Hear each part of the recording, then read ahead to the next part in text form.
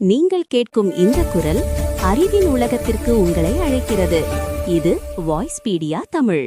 மாச்சா என்பது சிறப்பாக வளர்க்கப்பட்டு பதப்படுத்தப்பட்ட பச்சை தேயிலையிலிருந்து தயாரிக்கப்படும் ஒரு மிக நுண்ணியதாக அரைக்கப்பட்ட பொடியாகும். சீனாவில் தோன்றியிருந்தாலும் ஜப்பானில் முழுமையாக்கப்பட்டது. இது அதன் தனித்துவமான சுவை, துடிப்பான பச்சை நிறம் மற்றும் ஆரோக்கிய நன்மைகள் காரணமாக உலகளாவிய நிகழ்வாக மாறிவிட்டது. மாச்சாவை புரிந்து கொள்வதற்கும் தேர்ந்தெடுப்பதற்கும் தயாரிப்பதற்கும் ஒரு விரிவான வழிகாட்டி இங்கே உள்ளது.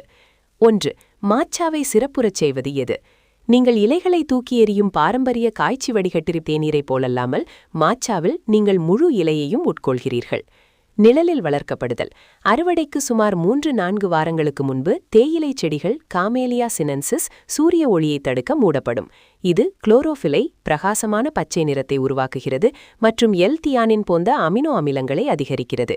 கல்லில் அரைத்தல். அறுவடைக்குப் பிறகு தண்டுகள் மற்றும் நரம்புகள் அகற்றப்பட்டு மீதமுள்ள இலை தென்சா ஒரு மெல்லிய தூளாக அரைக்கப்படுகிறது. 2 முக்கிய தரங்கள். நீங்கள் பயன்படுத்த உத்தேசித்துள்ள நோக்கத்திற்கு சரியான தரத்தை வாங்குவது மிக முக்கியம். சடங்கு தரம். பயன்பாடு நேரடியாக அருந்துதல், சுடுநீரில் அடிக்கப்பட்டது. நிறம் துடிப்பான நியான் பச்சை.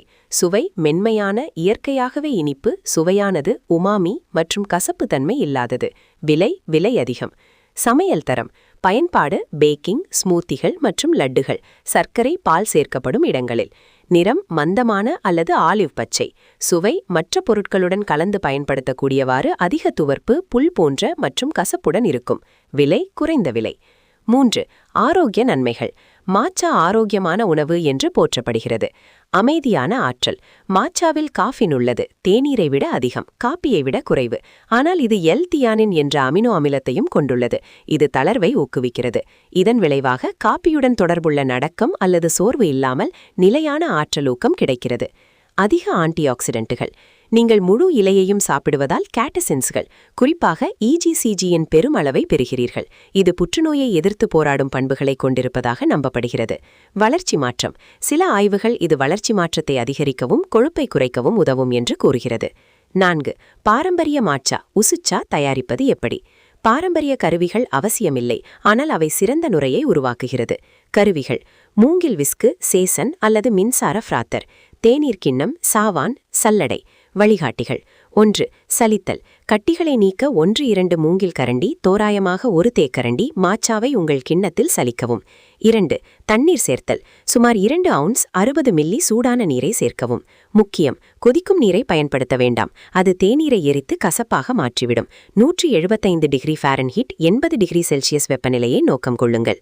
3. அடித்தல். மூங்கில் விஸ்கு பயன்படுத்தி ஒரு தட்ட நுரைத்த குமிழ்கள் அடுக்கு மேலே உருவாகும் வரை W அல்லது M அசைவில் உங்கள் கையை அல்ல மணக்கட்டையை பயன்படுத்தி தீவிரமாக அடிக்கவும். 4. அருந்துதல்.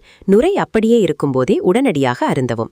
5. புலனுணர்ச்சியான நவீன வகைகள். மாச்சா லட்டை.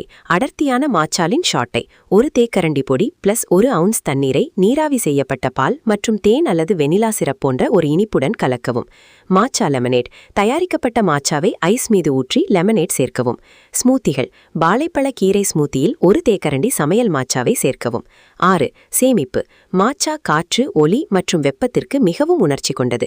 இதை காற்று புகாத பாத்திரத்தில் வைக்கவும். குளிர்ந்த இருண்ட இடத்தில் சேமிக்கவும். பலர் திறந்த மாச்சாவை புத்துணர்ச்சியை பாதுகாக்க குளிர்சாதன பெட்டியில் சேமிக்கிறார்கள். சிறந்த நிறம் மற்றும் சுவைக்காக திறந்த 1-2 மாதங்களுக்குள் உட்கொள்ளவும்.